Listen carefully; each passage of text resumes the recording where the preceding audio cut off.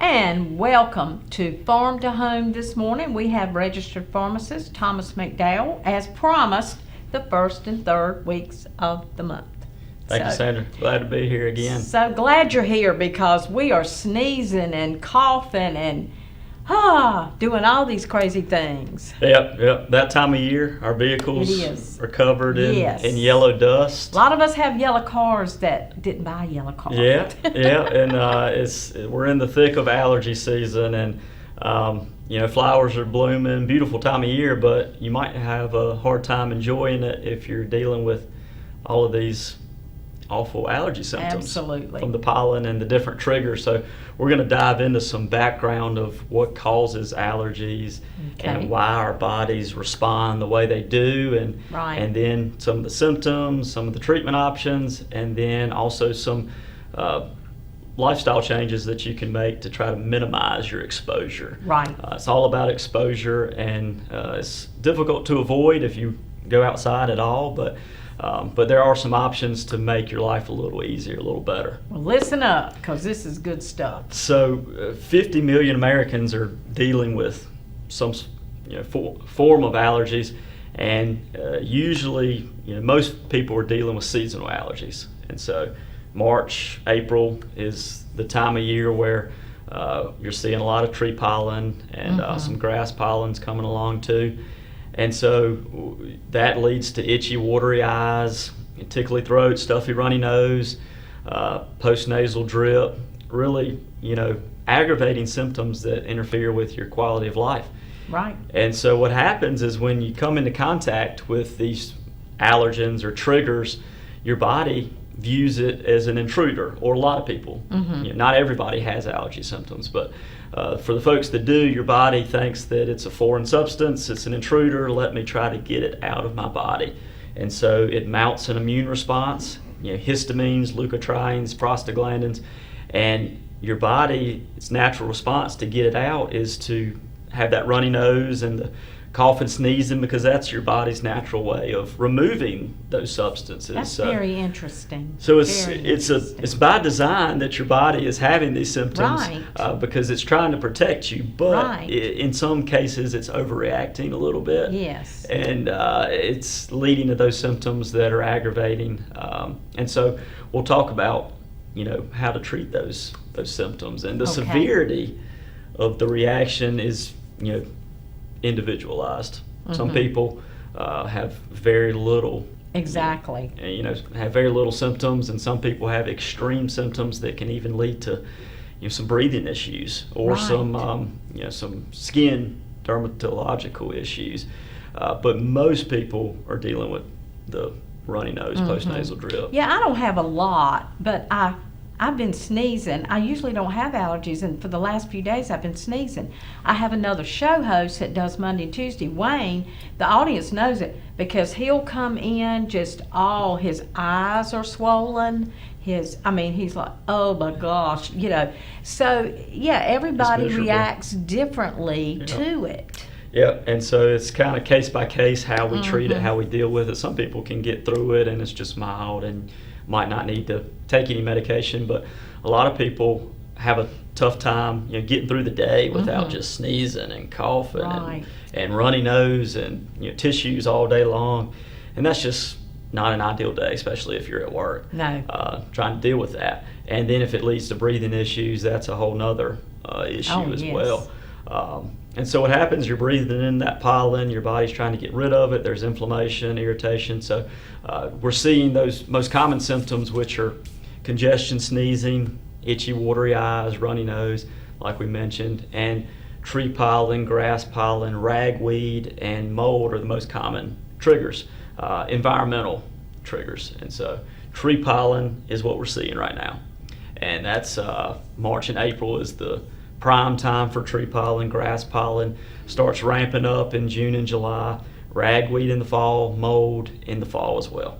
So, you're seeing most of the pollen right now is coming from trees. So this is a continuum of just. Yep, and just so keeps going. It's not a lot of seasons where there's not something that could trigger it. I would say most people deal with the tree pollen issue, and that's what it's so prevalent because we have a ton of pine trees, ton of Yes, you know, we do. ton of plants, which is great and beautiful, but they leave a lot of pollen. And so, how can we treat these symptoms? It's mostly just symptom relief. You can't, you know, just eliminate pollen. That's So right.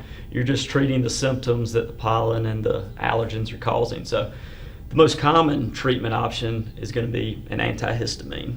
So that's what most people are taking, and we're talking about oral tablet form antihistamines. Over the counter, they come in two different classes, first generation and second generation. First generation is going to be like your Benadryl and chlorpheniramine, and those have been around a long time. They work pretty well, but they cause a lot of drowsiness. And so if you're working, driving, that might not be the best option for you. And so they do really help dry up a lot of that runny nose.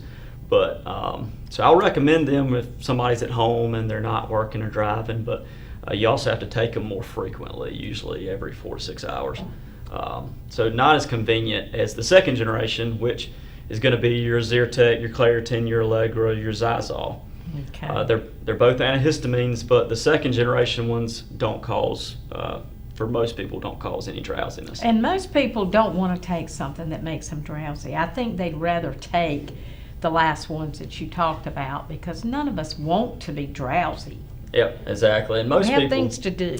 most people are still going about their daily activities with the allergy symptoms, so drowsiness is inconvenient. And so the second generation antihistamines are they're also just once a day, so a lot more convenient, just one tablet once per day and no drowsiness. So those are great options. And name those again. Yeah, so the second generation ones is going to be Claritin, Zyrtec, Allegra, or Zizal, and they're all very similar.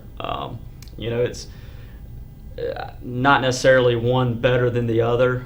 They're just different brand names and different kind of ingredients, but they all do the same thing basically. And generics are fine for those. You know, you can find the generic, and the pharmacist can guide you to that. And so on top of that, or separately, you can also take a steroid nasal spray. And so Flonase, Nasacort, those are going to really help with local inflammation and allergy, you know, the runny nose caused by allergies. And so I'm a big fan of those, especially short term. They really help with the congestion. And they just work locally, so if you don't like to take a lot of medicine, or if you can't take certain medications, that's a good option because it's just working in your nose and sinuses. So there's no, you know, not really any drug interactions. And so that's a great option. You can take that along with the oral antihistamines, so they're safe together. You just don't want to mix your two different types of antihistamines, so one or the other. There's also a new over-the-counter, and these are all over-the-counter options. You can get them right on the front end of your pharmacy. You don't have to have a prescription. Another nasal spray that recently just went over-the-counter, actually, it's been prescription only, is antihistamine nasal sprays like Astapro. And so you might see that, and it's a new one. So that's like getting your oral antihistamine effect just locally in the nose and sinus areas. And so you can take that, you know, in addition to the steroid and in addition really to the oral antihistamine, because the nasal sprays are just working locally. Decongestants are a good option. Sudafed, a lot of people have heard of Sudafed. Behind the counter, you do have to. I don't even know they still had. Golly, I've heard of Sudafed all my life. Been around a while. You don't see it because not sure when the rule took place, but it does have to be sold from behind the counter. So it is. Okay. It's over the counter, no prescription, but you do have to show your license to purchase that item. You can only purchase 9 grams per day. And that's because one of the ingredients can be used for some other things that are not so legal, but it's a safe option in the Sudafed form. Unless the only time I don't recommend it is if you have some heart or blood pressure issues. It can increase your heart rate and blood pressure a little bit.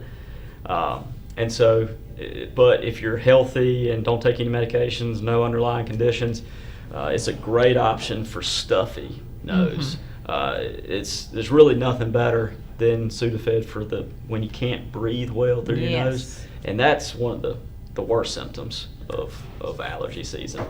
And so that's one that you can ask your pharmacist about.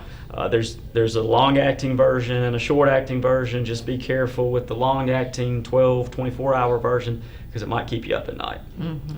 So that's something that you can get the shorter-acting one that you can take just through the day. And then I'm glad you mentioned that because I have taken for colds and things, not to get off the allergy thing, but I've taken cold medicines before that just had me wide awake at night.